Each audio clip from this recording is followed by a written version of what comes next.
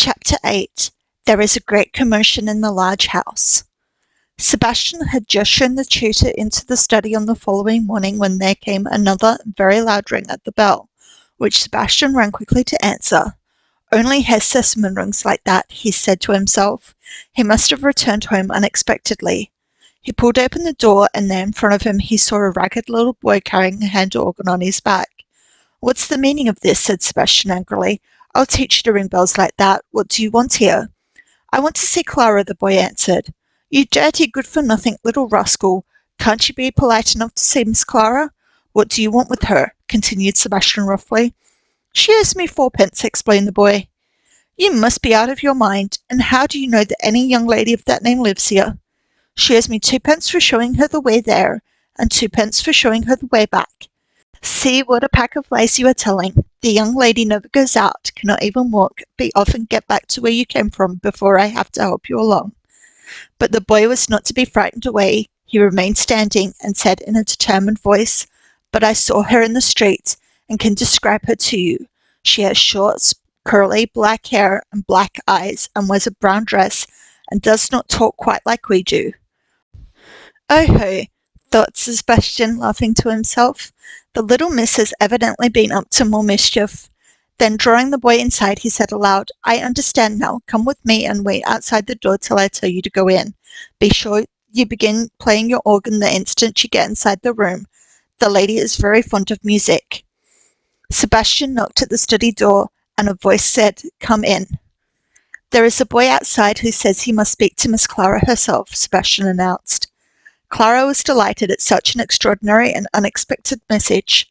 Let him come in at once, replied Clara. He must come in, must he not?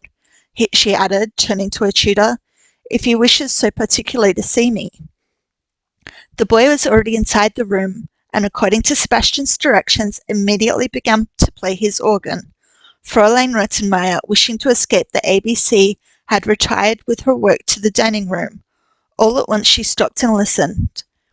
Did those sounds come up from the street? And yet they seemed so near. But how could there be an organ playing in the study? And yet it surely was so. She rushed to the other end of the long dining room and tore open the door. She could hardly believe her eyes.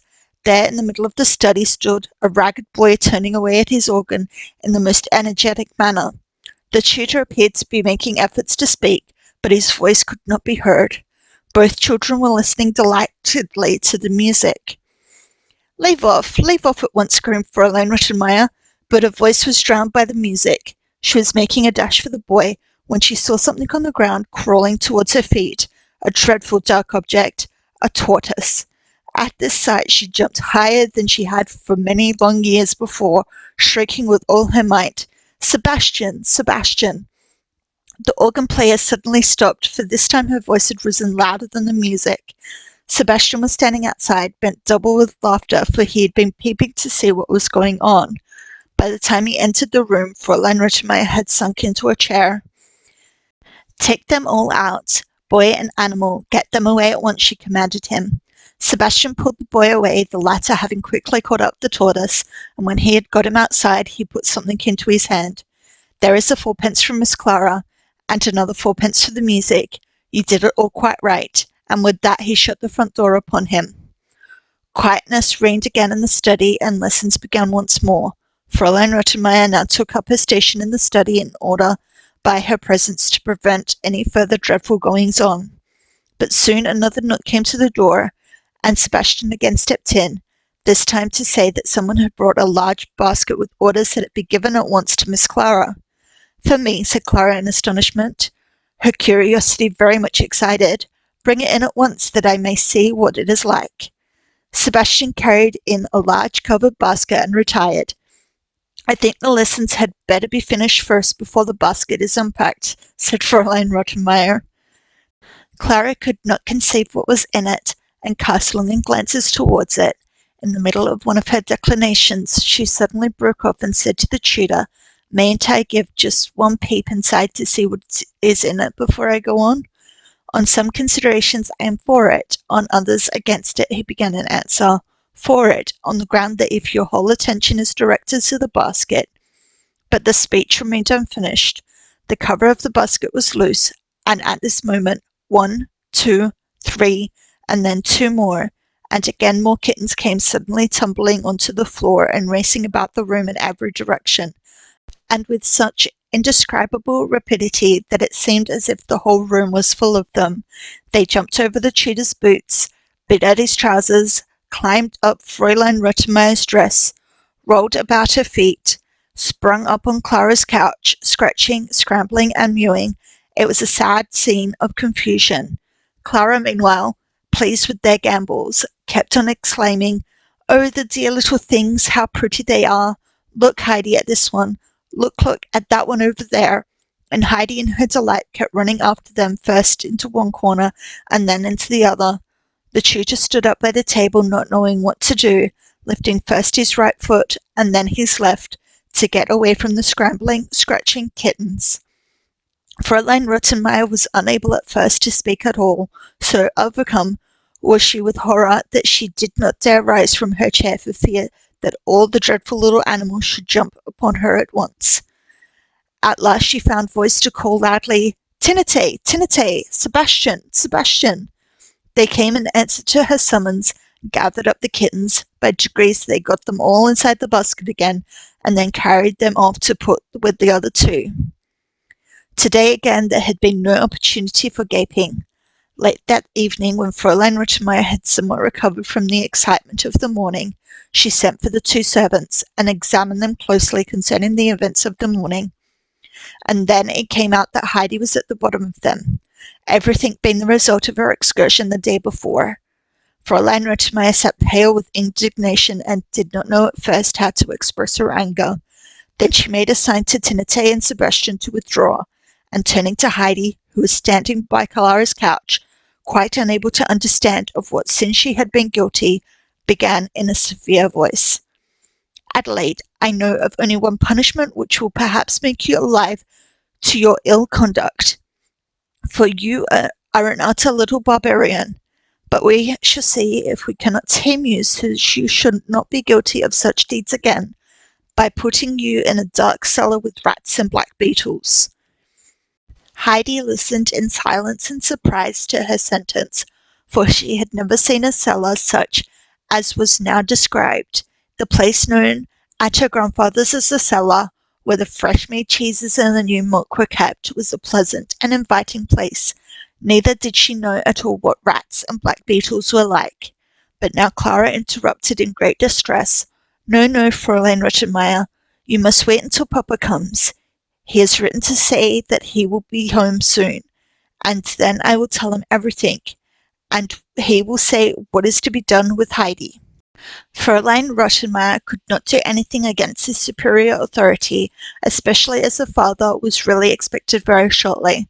She rose and said with some displeasure, "As you will, Clara, but I too shall have something to say to her assessment," and with that she left the room. 2 days now went by without further disturbance. Fräulein Rottenmeier, however, could not recover her equanimity. She had perpetually reminded by Heidi's presence of the deception that had been played upon her, and it seemed to her that ever since the child had come into the house, everything had been topsy-turvy, and she could not bring things into proper order again. Clara had grown much more cheerful. She no longer found time hung heavy during the lesson hours, for Heidi was continuously making a diversion of some kind or other. She jumbled all her letters up together and seemed quite unable to learn them. And when the tutor tried to draw her attention to their different shapes, and to help her by showing her that this was like a little horn or that like a bird's bill, she would suddenly exclaim in joyful voice, "That is a goat, that is a bird of prey," for the tutor's descriptions suggested all kinds of pictures to her mind, but left her still incapable of the alphabet. In the later afternoons Heidi always sat with Clara, and then she would give the latter many and long descriptions of the mountains and of her life upon it, and the burning longing to return would become so overpowering that she would always finish with the words, "Now I must go home, tomorrow I must really go." But Clara would try to quieten her and tell Heidi that she must wait until her father returned, and then they would see what was to be done. And if Heidi gave in each time and seemed quickly to regain her good spirits, it was because of a secret delight she had in the thought that every day added 2 more white rolls to the number she was collecting for grandmother, for she always pocketed the roll placed beside her plate at dinner and supper, feeling that she could not bear to eat them, knowing that grandmother had no white bread and could hardly eat the black bread which she was so hard. After dinner, Heidi had to sit alone in her room for a couple of hours, for she understood now that she might not run about outside at Frankfurt as she did on the mountain, and so she did not attempt it. Any conversation with Sebastian in the dining room was also forbidden her. As to Trinite, she kept out of her way and never thought of speaking to her, for Heidi was quite aware that the maid looked scornfully at her and always spoke to her in a mocking voice. So Heidi had plenty of time from day to day to sit and picture how everything at home was now turning green, and how the yellow flowers were shining in the sun, and how all around lay bright in the warm sunshine the snow and the rocks and the whole wide valley, and Heidi at times could hardly contain herself for the longing to be back home again, and Didi had told her that she could go home whenever she liked.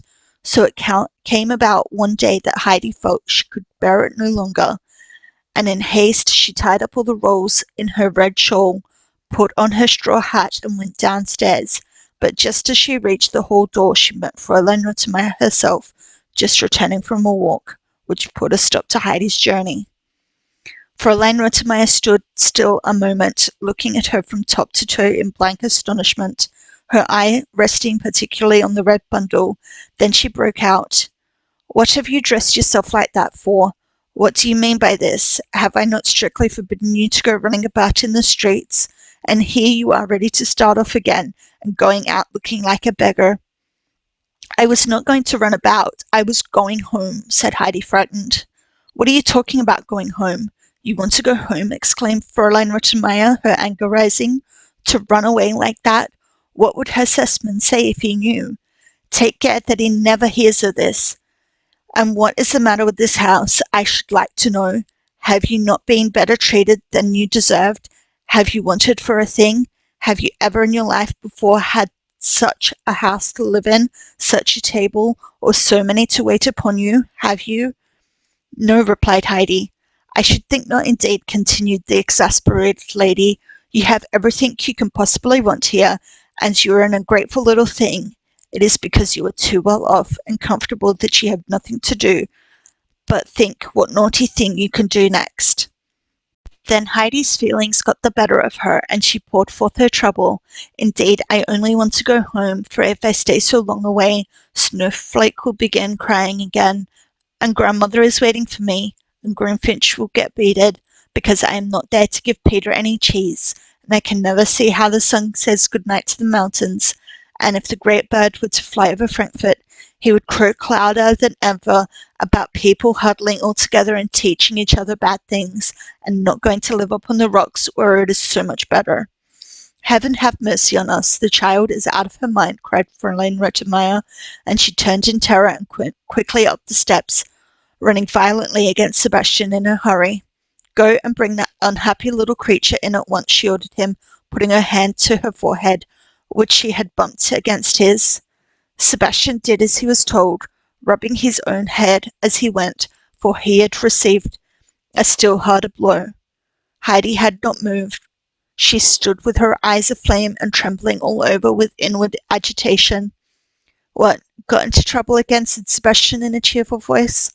But when he looked more closely at Heidi and saw that she did not move, he put his hand kindly on her shoulder and said, trying to comfort her, "There, there, don't take it to heart so much. Keep up your spirits. That is the great thing. She has nearly made a hole in my head, but don't you let her bully you."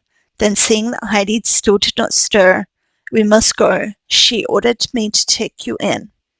Heidi now began mounting the stairs, but with a slow crawling step, very unlike her usual manner. Sebastian felt quite sad as he watched her, and as he followed her up he kept trying to encourage her. "Don't you give in. Don't let her make you unhappy. You keep up your courage. Why, we've got such a sensible little miss that she has never cried once since she was here. Many at that age cry a good dozen times a day. The kittens are enjoying themselves very much up in their new home. They jump about all over the place and behave as if they were little mad things. Later we'll go up and see them when Fräulein is out of the way, shall we? Heidi gave a little nod of assent, but in such a joyless manner that it went to Sebastian's heart, and he followed her with sympathetic eyes as she crept away to her room. At supper that evening, Fräulein Rottenmeier did not speak, but she cast watchful looks towards Heidi as if expecting her at any minute to break out in some extraordinary way, but Heidi sat without moving or eating. All that she did was hastily hide her roll in her pocket. When the tutor arrived next morning, Fräulein Rottenmeier drew him privately aside and confided her fear to him that the change of air and the new mode of life had unaccustomed surroundings had turned Heidi's head.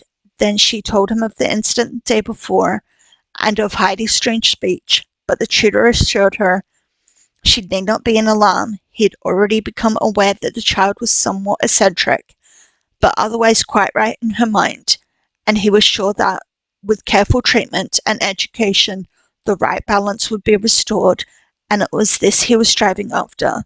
He was the more convinced of this by what he now heard, and by the fact that he had so far failed to teach her the alphabet. Heidi seemed unable to understand the letters. Fräulein Rottenmeier was considerably relieved by his words and released the tutor to his work. In the course of the afternoon, the remembrance of Heidi's appearance the day before, as she was starting out on her travels, suddenly returned to the lady, and she made up her mind that she would supplement the child's clothing with various garments from Clara's wardrobe, so as to give her a decent appearance when her assessment returned. She confided her intention to Clara, who was quite willing to make over any number of dresses and hats to Heidi, so the lady went upstairs to overhaul the child's belongings and see what was to be kept and what thrown away. She returned, however, in the course of a few minutes, with an expression of horror upon her face. "What is this, Adelaide, that I find in your wardrobe?" she exclaimed. "I never heard of anyone doing such a thing before. In a cupboard meant for clothes, Adelaide, what do I see at the bottom but a heap of rolls? Will you believe it, Clara? Bread in a wardrobe, a whole pile of bread. Tinette," she called to the young woman, who was in the dining room, "go upstairs and take away all the rolls out of Adelaide's cupboard, and the old straw hat on the table." "No, no," screamed Heidi, "I must keep the hat, and the rolls are for grandmother," and she was rushing to stop Tinette when Fräulein Rottenmeier took hold of her.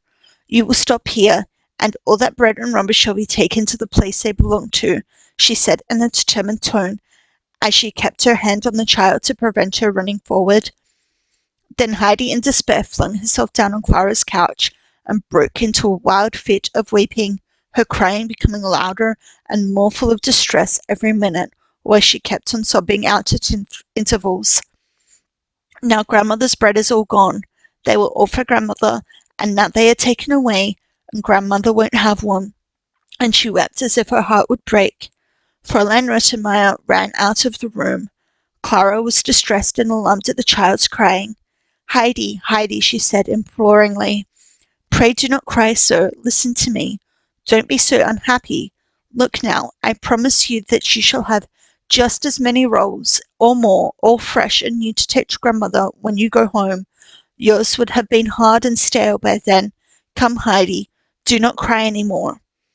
Heidi could not get over her sobs for a long time. She would never have been able to leave off crying at all if it had not been for Clara's promise, which comforted her. But to make sure that she could depend upon it, she kept on saying to Clara, her voice broken with her gradually subsiding sobs, "Will you give me as many, quite as many as I had for grandmother?" And Clara assured her each time that she would give her as many, or more, she added, "only be happy again." Heidi appeared at supper with her eyes red with weeping, and when she saw her roll she could not suppress a sob. But she made an effort to control herself, for she knew she must sit quietly at table. Whenever Sebastian could catch her eye this evening, he made all sorts of strange signs, pointing to his own head and then to hers, and giving little nods as much as to say, "Don't you be unhappy, I got it all safe for you." When Heidi was going to get into bed that night, she found her old straw hat lying under the counterpane. She snatched it up with delight, made it more out of shape still in her joy, and then, after wrapping a handkerchief round it, she stuck it in a corner of a cupboard as far back as she could. It was Sebastian who had hidden it there for her. He had been in the dining room when Tinete was called, and had heard all that went on with the child and the latter's loud weeping, so he followed Tinete, and when she came out of Heidi's room carrying the rolls and the hat, he caught up the hat and said, "I will see to this old thing." He was genuinely glad to have been able to save it for Heidi, and that was the meaning of his encouraging signs at supper.